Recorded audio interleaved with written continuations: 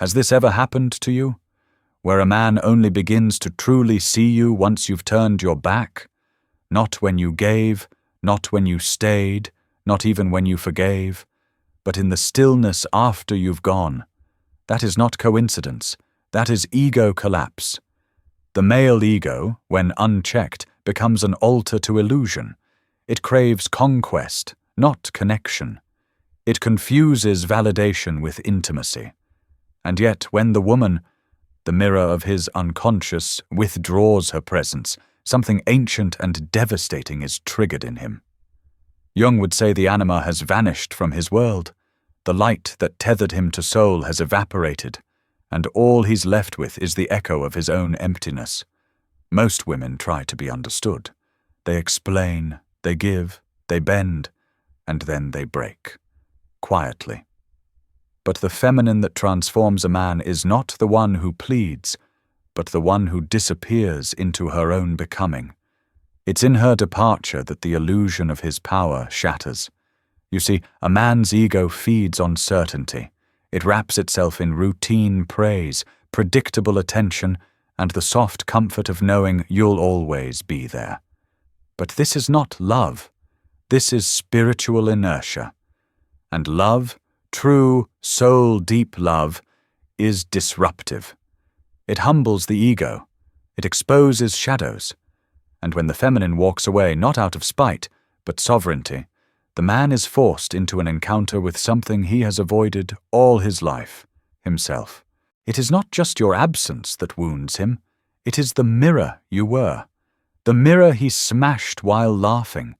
The one who saw beyond his charm, beneath his armor, into the hollow spaces he never wanted exposed. He thought he could escape himself through your devotion. But now, without your energy to orbit, his ego begins to crumble like an abandoned cathedral, still grand in form, but echoing with cold silence. And perhaps you're still wondering, but why does he only change when I'm gone? Because the masculine, when unawakened, is often addicted to the chase and allergic to presence. When you were there, he projected. He saw what he wanted to see. He danced with illusions. But when you left, the projections fell. The veil lifted. And for the first time, he didn't see you. He saw the void he tried to fill with you. Carl Jung believed that every man carries a shadow. The rejected self, the buried wounds, the truths too painful to name. And when a woman becomes the canvas for his unconscious projections, she plays the role of savior, lover, mother, and muse. Until she refuses. Until she walks away and refuses to be devoured by someone else's denial. You were not cold, you were clarity. And clarity to a man still ruled by ego is terrifying. It does not scream, it withdraws. The soft power of the sacred feminine is not in confrontation, it is in absence, in leaving the wound to bleed in silence. And what does the ego do in this collapse? It scrambles, it rewrites history, it blames, it fantasizes. Then, in the quiet moments, the nights he can't sleep, the mornings that feel heavier without your gaze, it begins to feel. Slowly. And feeling is the death of ego. Feeling is the first step toward soul. This is the hidden paradox. He did not truly know you when you stayed. He remembers you when you're gone, the scent of your laughter, the calm in your storm, the mirror you once were. They return to him like ghosts that refuse to be exorcised. And now he must choose, evolve, or remain haunted. But that choice is no longer yours to manage. You are not his lighthouse. You are the tide that moved on. There is a particular silence that follows a woman's departure, not the kind filled with resentment or theatrical exits, but a silence that reverberates with completion. This is the silence of a woman who has seen enough, felt too much, and decided to come home to herself. It is not an act of punishment, but of reclamation. The feminine does not leave to wound, she leaves to heal. But to the male ego, Such a silence is unbearable. It is not just the absence of words, it is the absence of control, of reflection, of affirmation. The very framework of his perceived dominance begins to fracture, because she was never his possession. She was the reflection of his potential. And now, with her gone, that potential dims. He is left alone with his masks. Carl Jung wrote extensively about projection, the tendency to cast the unknown parts of ourselves onto others. The man projects his anima onto the woman, his ideal, his longing, his wounds disguised as admiration. But projection is not connection. It is distortion. And as long as she stays within the fantasy, she is adored. The moment she steps out of it, revealing her complexity, her anger, her independence, she becomes dangerous to him. Not because she changed, but because she awakened something he could not control. When she walks away, she withdraws her role in the myth he's written. And now he must face the one thing he's feared more than abandonment. Truth. The truth that he loved the idea of her more than the reality. The truth that his affection was conditional, not conscious. The truth that he never truly saw her, because to see her would require seeing himself. And that is a path only the brave dare to walk. Yet the collapse of ego is not the end. It is the invitation. Like the crumbling of old structures before a rebirth, this collapse can birth a different man, if he is willing to suffer honestly. If he does not numb it away with distraction, rebound affections, or the seduction of pride, the pain becomes holy. It initiates him into soul. But this initiation begins where you end. It begins when you stop rescuing. When you stop explaining, performing, chasing understanding from a heart that was never listening. The feminine wounds herself deeply in the act of over-explaining to the masculine. She tries to be palatable instead of powerful.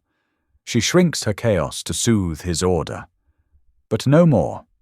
There is a dignity in retreat, a sacredness in choosing silence over spectacle, and it is in this withdrawal that your power returns, because you are no longer negotiating your worth in someone else's story.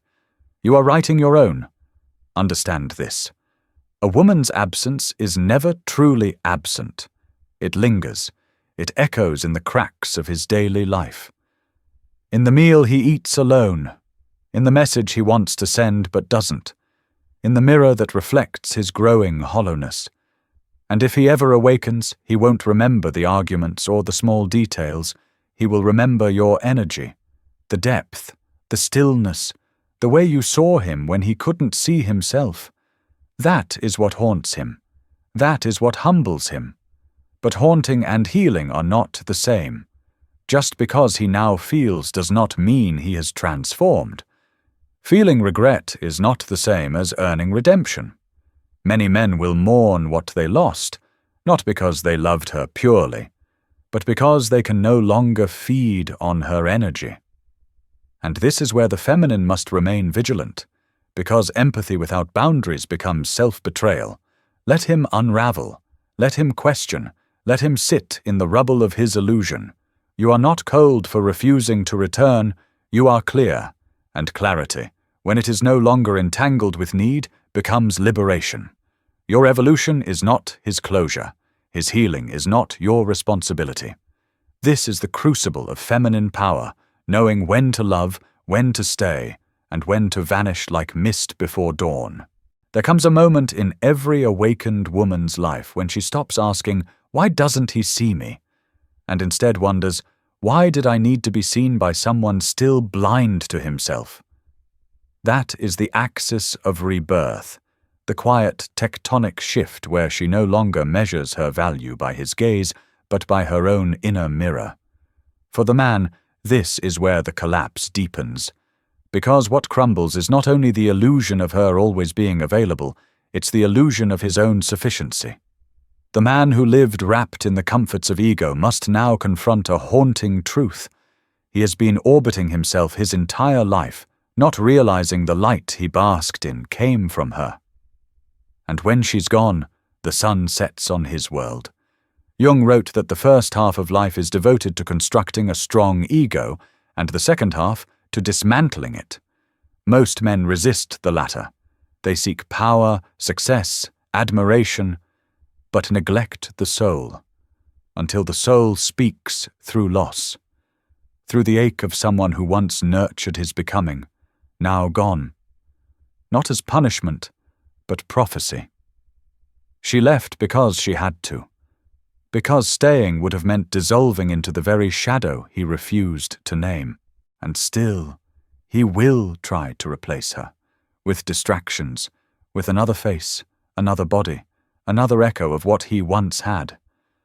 But it never lands, because it wasn't just her body he missed, it was her presence, her deep, feminine intuition, the way she moved through a room like poetry, the calm storm in her gaze, the quiet way she could sense when his soul trembled, even when his mouth was smiling. He won't admit this, not out loud, because to name it would be to admit his failure. To say, I lost something I didn't know how to hold. But the body remembers, the psyche remembers, the unconscious aches, and Jung knew this ache well. It is the symptom of shadow ignored too long, of anima repressed, of the divine feminine cast aside until she no longer waits at the altar. And what of her, the woman who once knelt beside his pain, hoping her love could transmute it? She has risen. She has stepped into the archetype not of the lover, but of the initiator, the one who leaves not in rage, but in resurrection. She walks with grace now, not the performative kind, but the grace that is born from knowing she no longer needs to carry what was never hers to fix. Her silence becomes sacred. It is not passive. It is electric. It pulses through his memories like thunder behind closed windows. It reminds him she existed. She was real, and he ruined nothing less than sanctuary. But here lies the paradox of healing. She does not wait for him to notice. She does not pause her evolution hoping he might catch up. She moves forward. She burns old letters in the fire of her transformation. She no longer writes apologies in the language of overgiving. She does not need him to understand, because she understands herself now. This is what collapses his ego most, the realization that she didn't leave for someone else.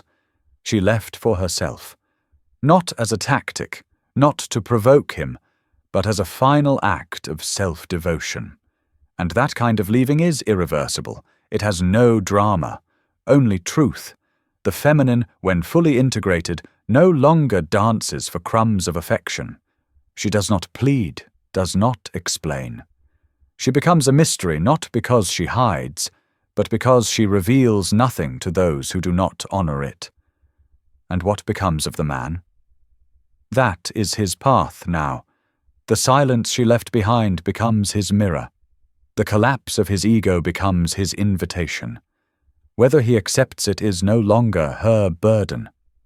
The story continues, but no longer under her breath. There is something tragically beautiful about the moment a man realizes she is not coming back. Not because he is being punished, but because she has changed form. She is no longer accessible through the same door he once kept slightly ajar, hoping she might peek back in. That door is gone now, and in its place stands a wall of her own becoming. This is the hour where the masculine must face the ghosts of his unspoken desires. He must sit in the chair she once occupied, holding space, holding silence, holding grief. Because for the first time, he is not being left. He is being reflected in all the ways he dismissed her softness, all the times he chose his comfort over her complexity, all the moments he mistook her devotion for weakness, her forgiveness for foolishness, her presence for permanence.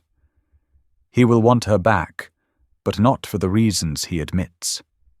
Not out of love, but out of need, because her presence masked his disconnection from himself. Her warmth was the illusion of intimacy. Her consistency was the scaffolding for his self-worth. But when she disappeared, his scaffolding collapsed. And now, naked before his own shadow, he sees the truth. He never truly built anything within. Jung would say this is the confrontation with the self, the capital S self that exists beyond persona and pride. Most run from this. But some, when cracked open by a woman's departure, finally fall to their knees, not in despair, but in reverence, because the pain is no longer a curse, it is a teacher. And only those who bow to it with humility can rise again with soul. But let us not romanticize this collapse. Many never recover. They run faster, talk louder, seduce quicker. They become addicted to the avoidance. They tell themselves she was too emotional, too much, too unpredictable. They reframe the narrative to protect their pride. But it is a lie, a fragile armor, because deep inside they know. They feel. She wasn't too much. She was exactly enough. They just weren't ready to receive her. And the woman? She no longer waits for this recognition. That version of her, the one who tried, who reached, who longed to be chosen, has died. What rises now is different, sovereign, elemental. She doesn't seek revenge. She seeks alignment. She no longer asks, "What did I do wrong?"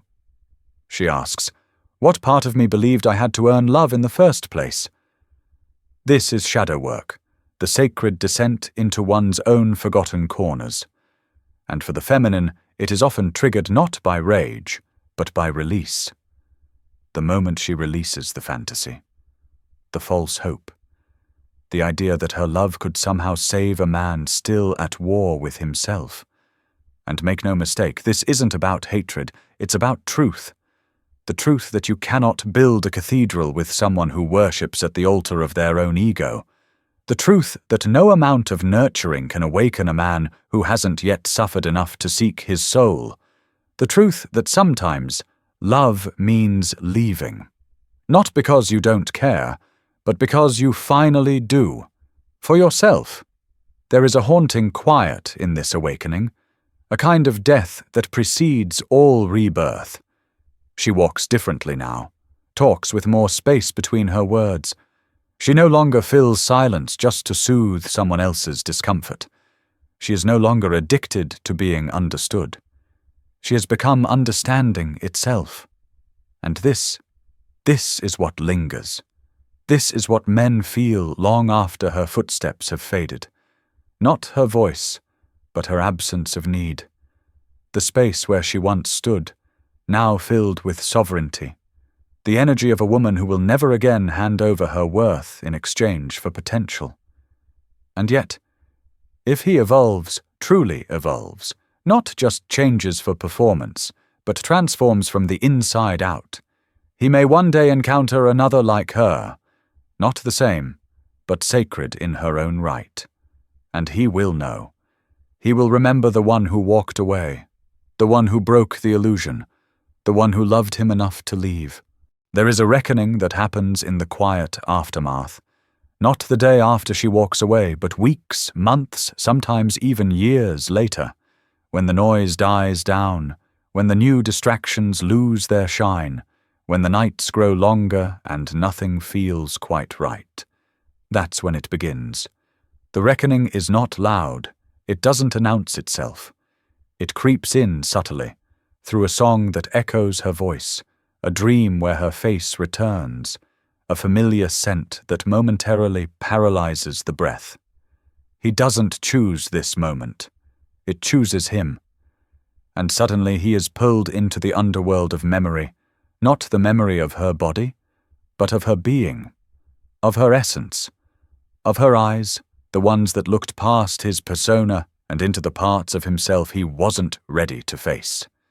This is the beginning of real regret, not the shallow kind that wants to undo the past for convenience, but the deep, soul-rattling kind that forces a man to finally see the damage his unawareness has caused. Carl Jung understood this as the confrontation with the shadow. The man begins to feel what she felt, not as empathy yet, but as residue, Her silence becomes his mirror, her absence a classroom, and what he learns there may change him. But let's be clear, not every man takes the invitation. Most will resist it. They'll reject the pain, blame her, rewrite the story. They'll numb themselves with empty comforts. These men do not collapse, they calcify. Their egos don't break, they harden. And that is not growth, that is death by avoidance. Only a rare few, will let the collapse become a chrysalis. They will sit with the ache and ask hard questions. Why did I expect her to carry what I wouldn't face? Why did I need to dominate instead of understand? Why did I mistake her boundaries for betrayal? And if he is brave enough, truly brave, he may begin to rebuild.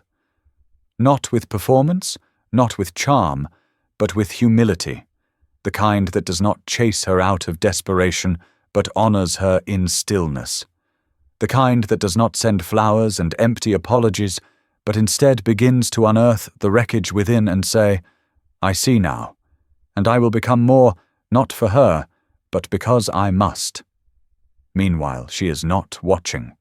She is not waiting for his enlightenment. She has moved into a different dimension, one where her energy is no longer tethered to potential, where her worth is not in question, but known. She has learned the art of stillness, not as surrender, but as power. She chooses her solitude now with reverence, not loneliness. Because she knows, true love does not require her to shrink, to beg, or to bleed. This is the sacred irony.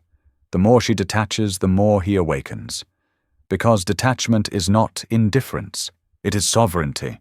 It is the woman saying, I love myself enough to walk away from what dishonors me. And in doing so, she forces him to confront what no amount of affection ever could, his own spiritual exile. He may never thank her for it, he may never return, but she was never here for that. Her leaving was never about revenge, it was a ritual of return to herself. And in this return, she discovers something holy. The wound was never him. The wound was the belief that she needed him to become whole, that her presence was negotiable, that her magic needed permission, but no more. She carries herself now like a storm with no apology, like a flame with no shame, like a woman who has died to her former self and been born again as her own sanctuary. The ego cannot touch her here. It cannot seduce. It cannot confuse. Because when she walks now, she walks in truth. And truth does not tremble. He will feel her absence forever, not because she was perfect, but because she was real. In a world of masks, she was mirror. In a world of echoes, she was voice. In a world of shadows, she was light. And light, once seen, can never be forgotten. There is a rare kind of woman who doesn't just leave a man. She leaves an imprint on his soul, not because of the things she gave, but because of what she embodied. She was not only a lover, she was an archetype. She was the unspoken truth he had avoided his whole life. Her energy wasn't loud, but it was undeniable. And when she disappeared, he didn't just lose a relationship. He lost the compass to his own inner world. This is the feminine that Jung called the anima, the soul image, the deep feminine force that awakens, disturbs, and transforms the unconscious masculine.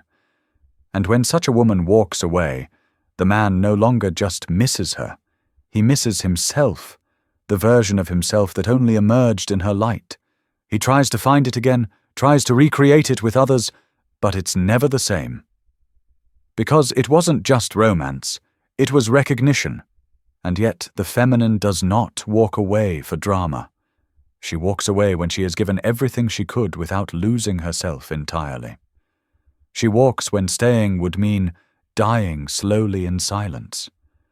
She walks when her soul whispers, "No more." And when she does, the sacred transaction is complete. Not because love failed, but because growth demanded it. She becomes a living embodiment of shadow work, not through words, but through action, through self-removal, through the courageous severing of energetic cords that kept her small. And as she reclaims her power, she enters the realm of the dark feminine. Not dark as in cruel, but dark as in honest, as in holy, as in rooted in truth that no longer asks permission to exist. To the man, her evolution feels like punishment. But it is not. It is liberation. For both. Because when she leaves, she ends the illusion. The illusion that he could remain unconscious and still be loved without consequence. The illusion that presence could be taken for granted. The illusion that the feminine would remain available even in her depletion. She chooses herself now. Not with bitterness, but with clarity. And what of the man? If he is wise, he will not chase her. He will not try to win her back with the same tactics that caused her to leave. Instead, he will go inward. He will look in the mirror, not to adjust his mask, but to remove it entirely. He will remember her, not just as a woman he lost, but as a mirror he failed to honor.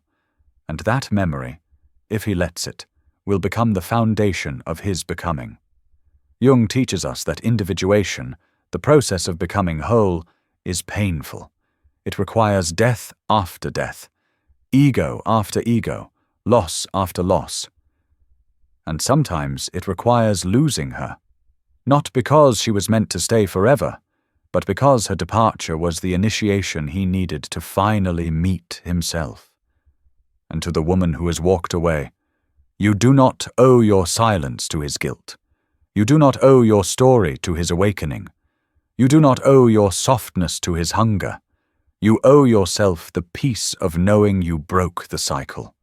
You healed the wound. You chose freedom over familiarity.